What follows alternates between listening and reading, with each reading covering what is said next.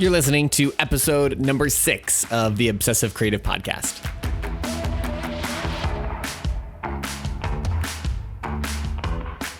This is a community of relentless creators, and here we talk about what it's like to be compelled and obsessed to create things that matter.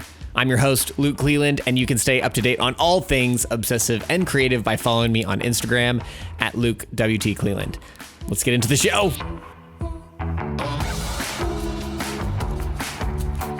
So, how you doing this week?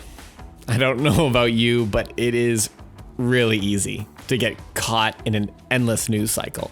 So let's take a little break from it all and hear something that is really encouraging and inspiring. I think creativity thrives in boundaries, and right now we have tons of boundaries. So maybe there is some way that we can take what's happening and make some good from it. I'm so excited to share with you my conversation this week with Teresa Roche. I think she is just what you need this week to inspire you to set down the news updates just for a little bit and heal your soul with some creativity. All right, Teresa, thanks so much for being on the podcast today. I'm really excited to talk about your creative story. So thanks for being on. Thank you. I'm glad to be here. So just to give you a bit of context to who Teresa is and how I first got to know her, she's a fine artist. She's a gallery owner, textile designer in beautiful Greenville, South Carolina. And we've worked together on some photo shoots, and kind of through that process of meeting Teresa and working with her is why she came to mind to be on the podcast, because I think she is a great example of kind of who the obsessive creatives are. So, first of all, I'd love for you to tell us kind of how did you get to what you're doing today as being a fine artist? What was kind of your journey, your creative journey? Okay, thank you, Luke, for having me. I'm maybe older than some of your guests, so my journey was fairly long. But I started as a young girl. I was a dancer, and even back in my middle school years, I loved my dance, but I also loved schoolwork and projects, which was really kind of unusual. And so much that the logistics and the pieces and the parts of doing school projects was so much fun that my parents would say, if you don't come out of your room and stop doing that, you're going to get on restrictions, because I loved it so much. I never wanted to stop. So working with my hands and dancing and doing choreography and all of those things were always really important and exciting to me. However, when I graduated from college with a dance and theater degree, I ended up working as a marketing director for a mall in Greenville. And I immediately got interested in event management and marketing and all those things that I had no idea I would be doing. But as I started my career doing those things, I worked for several different companies in marketing and event management. I started to realize how important that all of my personality traits and the creativity was to all of those jobs that I was doing.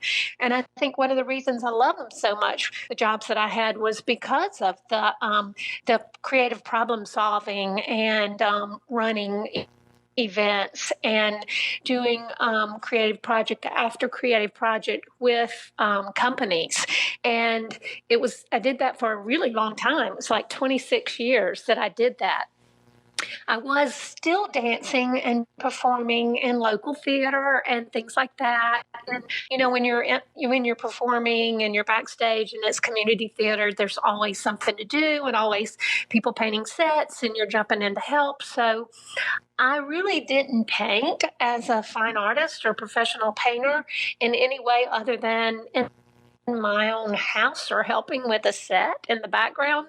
But when I left and retired from my last corporate job, that was when the dancing started slowing down a little bit. My knees were bothering me, and my son was a teenager, and I didn't want to leave him at night to do theater. So I started painting. I had never tried my hand at painting. I didn't really fear painting. I wasn't afraid to pull out all of the stuff. And I'd been in school and watched enough of my friends. I had friends who were art majors, and I was behind the scenes on sets all the time with theater. So I didn't have any fear related to the painting. It was like, oh, I can do this. This is a creative thing. I can do this.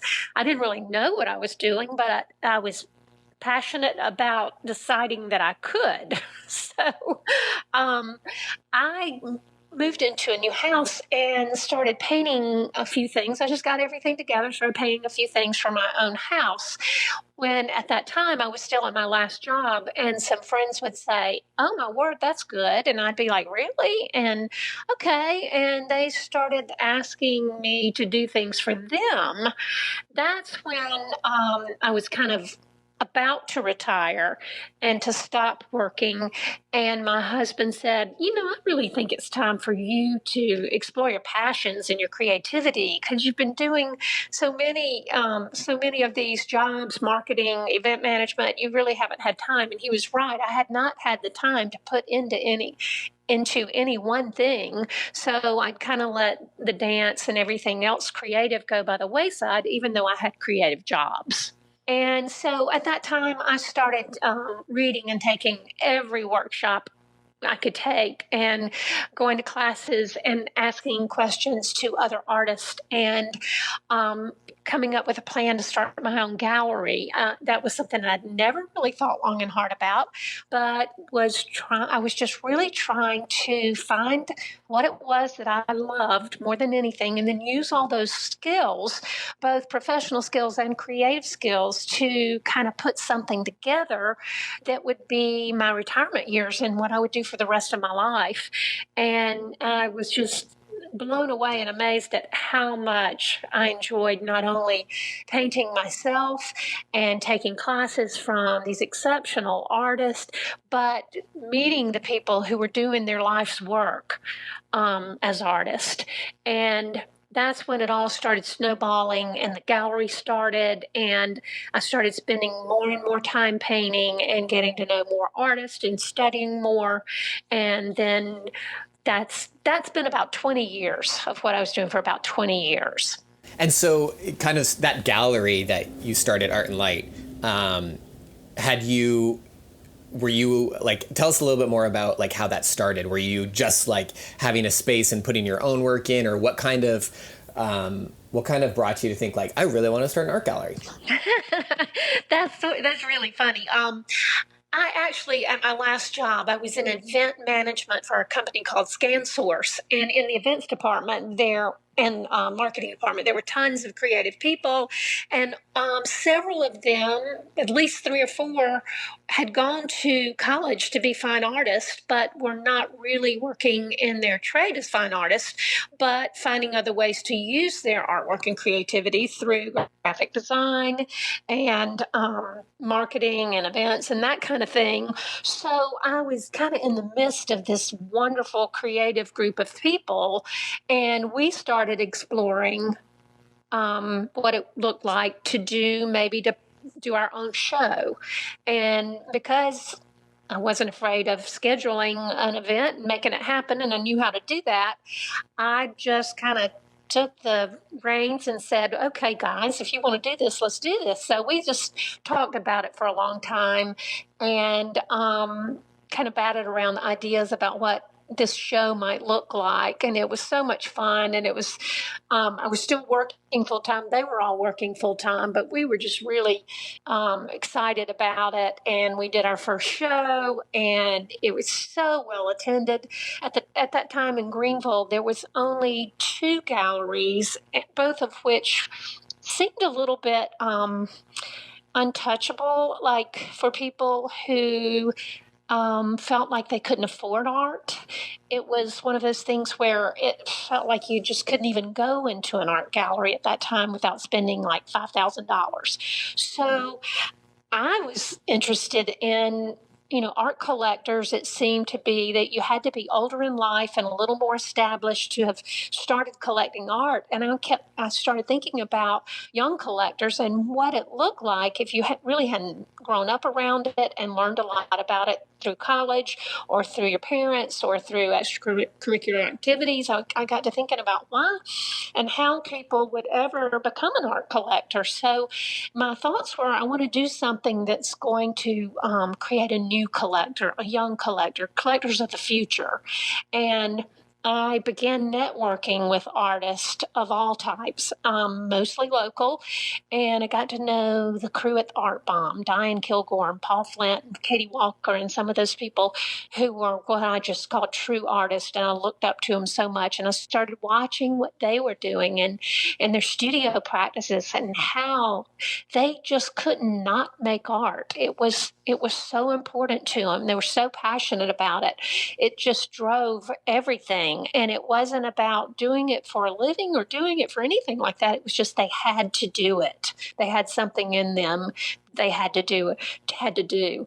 And that's when I started seeing that there was a need for a gallery for people to have to be able to show their original art and affordable art too. So, with those thoughts, a friend offered me a space. She had bought an old building in West Greenville, and she um, started renovating it and asked me if I would like a space there. And the rent was so affordable. And I had just retired and couldn't sit still and didn't want to do nothing. And I didn't really want to be retired. So I just jumped into it just suddenly and started saying, okay, I'm going to do this. I'm going to start a gallery. I know how to do the logistics of this. And I started reaching out to all these artists and they were very receptive of it. And that's how it started. It just started out of the blue. I never planned it. But took me maybe 6 months to kind of get it together. And it was just, that's how it started. And that's the story of Art and Light and its beginnings. So, and you talked a little bit about like art being accessible. And I know, even the community around Art and Light seems very accessible, very community friendly, like really building up artists to be connected. Why do you think that, your gallery as being accessible and even as your own art, like, why do you think it's important for people to access art? Like, how has it impacted you, and why do you think it's impactful to people? Like, why is that important? Well, for many reasons, I think it's important. I mean, art plays such an important role in our creating a culture. I think it makes people think, it inspires people, it excites people. And I think it's important for communities and artists and craftsmen to come together and to do their work and to show their work, because I truly think that the artist and the art in a community is kind of the heartbeat of that community. Artists are visionaries and they have ideas and they pull at your heartstrings. Their work pulls at your heartstrings. And I think that those thoughts and creative ideas are what bring people together sometimes when nothing else can. Yeah, and so even your own style, how did you kind of get to a place where you kind of felt like, this is what I'm doing, this is what I like doing? Was that kind of through that kind of long process of just doing, or what draw you to what you're doing today? Well, that's a big question. There's so much that goes into it. And art, as we both know, is so subjective and so personal. And, when I see art that I think is good, I see the soul of a person in their work. And that might seem kind of strange, but whether it's abstract or realistic or conceptual, whatever it is, I generally feel like it's good or I like it because it has moved me in an emotional way. And I think what I needed to do as an artist was I needed to learn more. I was afraid. I had this fear because I worked with so many great, talented people that I couldn't show mine, that mine wouldn't be good enough. So that's when some of my personality, just innate personality, kind of kicked in. I wanted we have so much doubt as people in general, but especially as creative beings of, am I good enough? So I wanted I had this relentless drive to learn new things, to learn how to creatively solve problems. And I felt like I could do this through the art, but I felt like I had to practice it and to work hard and put hours on the paintbrush, as my friend Marianne Forehand says, every single day, and to go at it as hard as I could possibly go at it so that I could kind of measure up and be the artist that I thought would be acceptable. And then, that brings to question so many things. Well, what is, when is art good? What does that really mean? And I think there's a lot that goes into that as well. And you've got the concept of a piece. You've got all of the color. You've got the layout. You've got, what makes this piece good? And I think that what I did was I decided that abstraction and conceptual was the way I should go, because I didn't have any formal training in art, and I had really not thought a lot about what it would be like to do a still life. I was really thinking about what it was like to put my thoughts and my feelings and my memories onto paper with paint or with drawing materials or with paper. And so that's when I think I made that decision that, okay, abstract, conceptual work is going to be more my thing. And that's when I started taking, I think, from the lessons from the right people who were teaching abstract art. And I started to learn about the involvement of it, that it was just so much more than just a little bit of paint here and there. But that's when I started to put so much of my emotions and my feelings and my memories into it. And that's when I think the light bulb went off, and it started coming around for me personally. And I felt like I had sort of a process and a plan. And when I stuck to that process and plan was when I started feeling some confidence. Right. And how you were feeling, because it was you, you weren't painting someone else. Yes. Like you were painting who you were and what were those kind of personal things that you did and you have put into your artwork? Well, some of the things that I started to notice, first of all, was that when I would go to paint, as an abstract artist, you work really hard to have nothing in mind, or I did, nothing in mind, no idea what was going down on a piece of paper, but to just start applying some kind of marks, some kind of paint, and layering that. And the first thing that I really noticed when I started feeling like my work was getting a little better and I was becoming a little more accomplished was when I came back from a trip to Italy.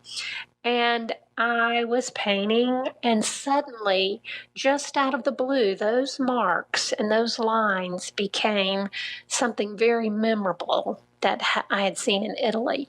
So when we were in Italy, one of the first things I noticed the morning that we got up and went to an open air market was everybody on that Saturday morning had their laundry out drying on their balconies.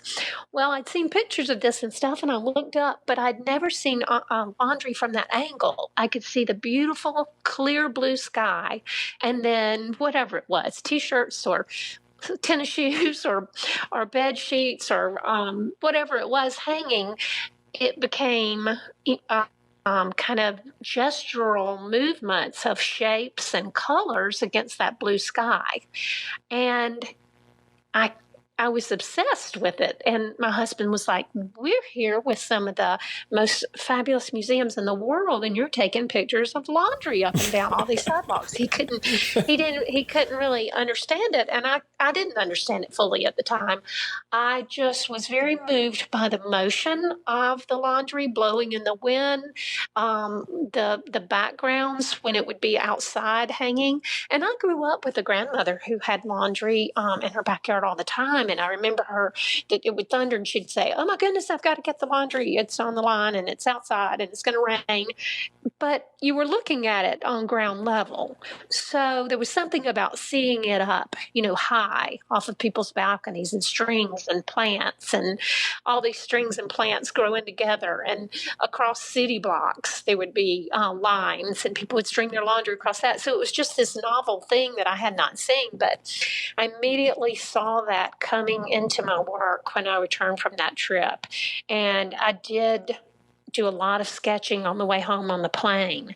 And I just sketched and sketched, and those lines just kept becoming, and those shapes just kept becoming those laundry shapes. So soon after that, I did a collection which I called Out to Dry, which were my memories of Italy. And that was really the first time I had seen my abstracted work come together in that way and tell a story in the way that it did of my trip. That's amazing. Like, I think that takes a lot of,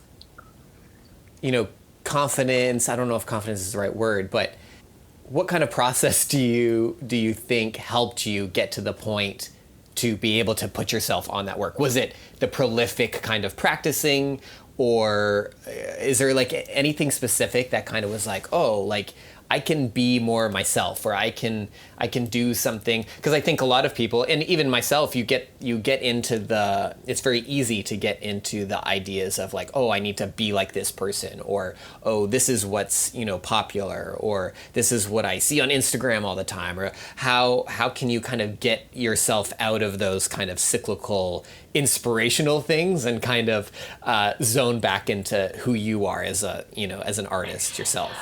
Well, that's a very good question. I think one of the things that happened with me was I loved dancing and being a dancer and doing community theater. And all of a sudden, I started to see the correlation between choreography as a dancer and all the pieces and parts of a production come together. I started to see that choreography and production coming into my paintings to where you take this section and blend it with that section. You take away pieces that don't work. You paint over things and make a negative space so that you can go back into it to put in a line or a mark that does work. And suddenly I saw it as putting together a dance, and instead of doing it with my body on paper, and I still am pretty gestural about it, and I move around a lot when I paint, but I just started to think of my paintings as choreography, and I think that helped me to put some structure around it and not to be just out there, kind of winging it, but thinking about the whole process of choreography. And my thesis when I was in college of how that looked, how I constructed it, how that composition came together.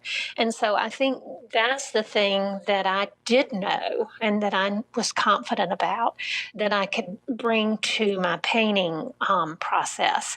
And once I started seeing that and seeing how similar it was, it started making a lot more sense, and it gave me a lot more confidence. I think I've always been led by music and by creating, and I loved in college more than even dancing. I loved putting movement in, onto people and doing choreography and putting pieces together. So I think the experimentation with materials and finding little tricks and doing all of that with paint and any other material was therapeutic for me. And I was working kind of through a lot of emotions and kind of sad about not being able to dance and do that as much. So I just started putting all of this creative energy into painting. And I think it was Ingrid Fattel, and she wrote a book called Joyful that's so good. And she said, magic occurs when there's a disruption of expectation. And I started to notice with my painting, and I started allowing myself to experiment more and to accept what happened when I made a mistake, or to see where the mistake was leading me and what might happen. Say, if I spilled, suddenly I had something that I loved, and then I spilled water, or I spilled something on it, or I dropped something in it, to see what kind of mark I would get and to see what it would leave. I started kind of embracing that and saying, and realizing that some of the best marks that I was making were because I was either experimenting with something I hadn't used. I was scraping, using a nail to scrape instead of using a painting tool. I just picked up any old thing and started scraping paint away. And sometimes that was what made me feel excited and like, oh my gosh, I just created something with this nail that I had no idea I could do. And so I think I was just able to let go a little bit and experiment, and then to accept that that experimentation was not always going to bring great things, but that it would sometimes be what brought the magical things. So I just kind of leaned into that. At the same time, I was starting to take a class from Audrey Phillips, who is a painter and teacher who I admire so much, and that was one of the thing she talked about a lot, was just allowing yourself some grace, and saying, I'm not going to be Matisse or anything, but I'm going to do this as hard as I can do it, as honestly as I can do it, and help me realize that within each piece, when it was not going well, that I was just problem solving.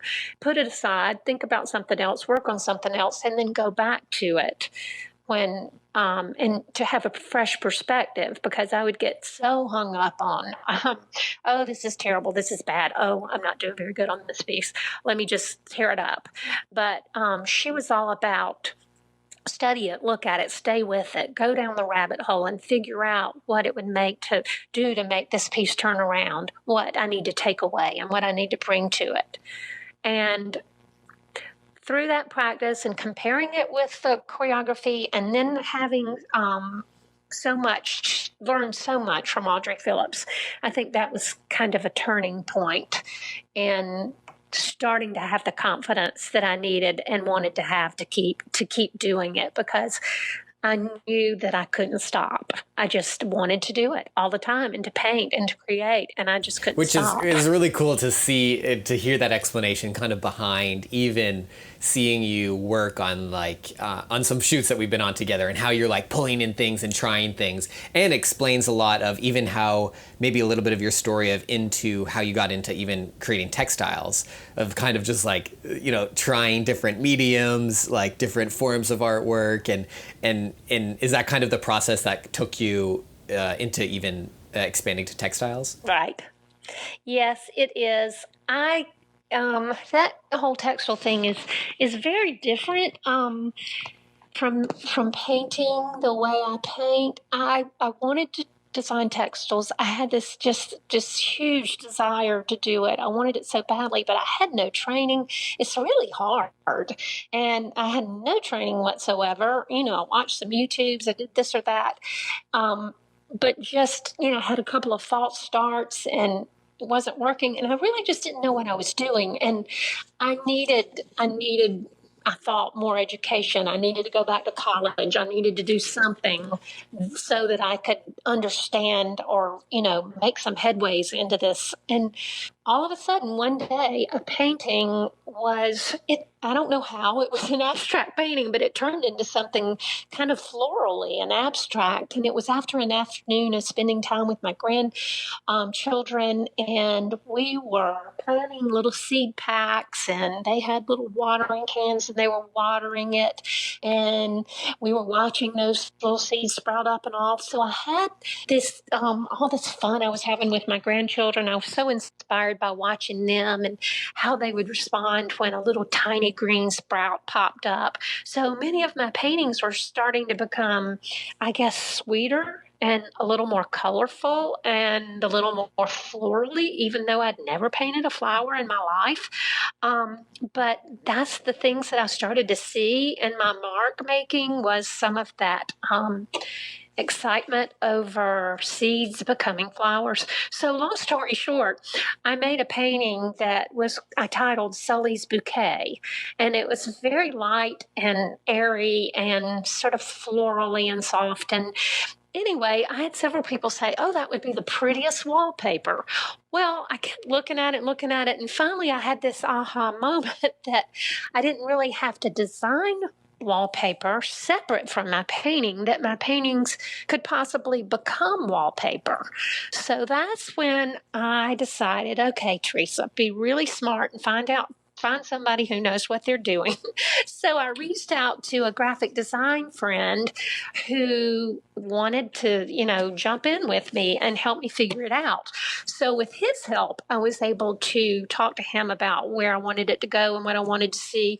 And he helped with all the repeat and the technical and the mathematical side of it, which was the perfect pairing with a graphic designer and then me as the artist. So my first pattern was Sully's Bouquet, which was that painting. And after that, for a while, it seems like for a couple of years, I was doing a lot of these sort of soft florals and all that kind of looked like they could be wallpaper. And the interesting thing about it was that the wallpaper looks more like it's a hand painted wall, like a mural, versus, just an illustrated wallpaper that I would design on a 12 by 12 square, either painting a 12 by 12 square or with shapes or doing it on the computer. But that is how I started with the wallpaper and textiles. And that is one of something that's gone very slowly and hasn't really gotten off the ground. It has, in that I've produced it and all, but I'm still looking for ways to get it out there and to market it. And I'm determined that I will. And I'm more than ever determined, because it's been about 3 years now with a lot of effort that I've put in it, and I love it. And I just feel like I've just got to find the right path to getting it out to market. But yeah, that's how it started from my paintings. I love to hear how like just brute force you've been in just like going after something you've really, had this maybe small desire or like this little voice inside being like, oh, I want to do painting. Okay, so let's do it. Or like, I want to do textiles, so let's do it. And I think that's such a helpful reminder, I think, for any time, especially creatives, right? Because you said so many times we're so in our own heads. And you're like, oh, well, I didn't go to school for tech. I can't do this. Like, but yeah, just pushing ourselves to like do things. And I think even right now, like a very unprecedented time where we're all told to be at home or stay at home as much as possible. What kind of things are you telling yourself to do now? Is there anything kind of that you're working on during this kind of this weird time of maybe having more time than we normally do? Yes. And, Luke, I think I mentioned early on that I think your personality has a lot to do with some of the things that you do, has a lot to do with it. And the fact that I've been kind of driven and relentless in this art thing with my gallery, with finding great artists, with doing good work, with doing the textiles. I think that drive inside me, I'm constantly looking for new answers, new ways, how to get down and get really creative. And creative thinking is so important to me. And I feel like there's an artist that I love so much. Her name is Louise Neville, and she is someone who really blazed a trail back in between the 50s and 70s. And she started these gigantic sculptures by using just whatever she could find. And she would use chairs and ladders and broken pieces of wood and tree trunks. And she just was relentless in her effort to make sculpture out of things that she could find. And she really was successful and came into her own in the 70s when she did the Neville Chapel at St. Peter's Cathedral in New York. And I was thinking the other day, because I was feeling a little bit down, I was just looking through her book and I was thinking, God, what can I do? I know I have deadlines, but I don't really want to do that. I want to do something different right now. So I just started to pull pieces of paper out of these drawers that I have. I have color-coded paper that I paint, and it's only color-coded because I had an intern who helped me last summer do that. They used to be everywhere, and you've seen my studio, so you know I'm telling the truth. Those papers now are in drawers. So I just kind of closed my eyes and opened a drawer and pulled out a piece. And I had my sewing machine set up because I love sewing on paper. I love stitching and the sound of that sewing machine. And I like stitching with just a needle too and thread. But I just started blindly pulling these pieces out of the drawer and sewing them together. And just kind of carefree. Well, I started kind of liking it more and just all of a sudden was obsessed with doing it. So I started watching what I was doing then and started looking at colors and started looking more at the shapes of the pieces I was pulling out of the drawer. And then I started cutting and started sewing more. And so I've started this thing that I don't know where it's going or what I'm doing with it, but I have about 75 little sections and pieces that are kind of like a timeline to me of this time that I am putting together. And I'm lining my drawers, stacking them up with them, and I'm just going to keep on that path. I'm going to not give myself an expectation of where they're going or what I'm going to do with them right now, but I'm just going to let this exercise kind of fuel me for the next few weeks or months, whatever it becomes, and just continue to do that because I think having some freedom to create right now rather than having, hard deadlines and things that you kind of have to do because you made a commitment. I think it's important right now to just explore and to be creative without any agenda.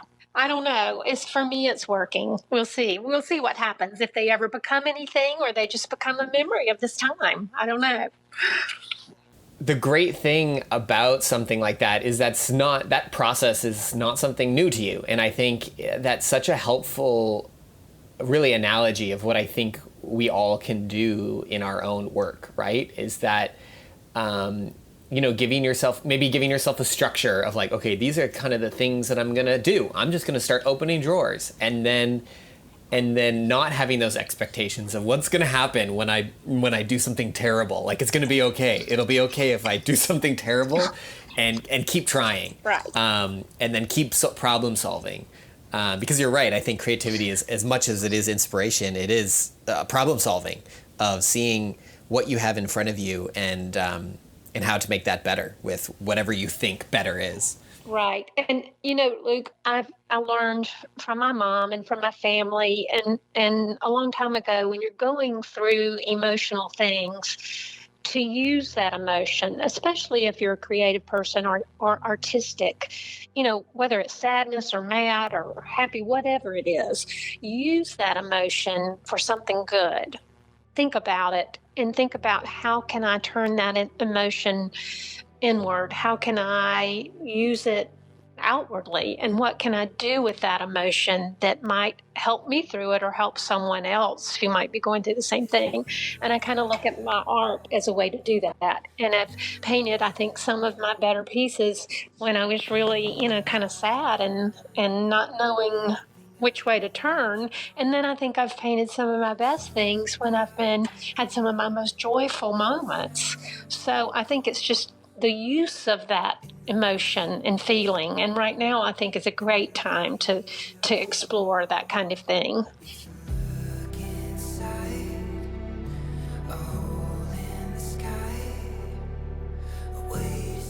Thanks so much for listening this week. I hope each episode encourages you to lean into who you are as a creative and do work that matters. I would love for you to subscribe and follow us along each week on this creative journey together. And until next week, stay obsessed.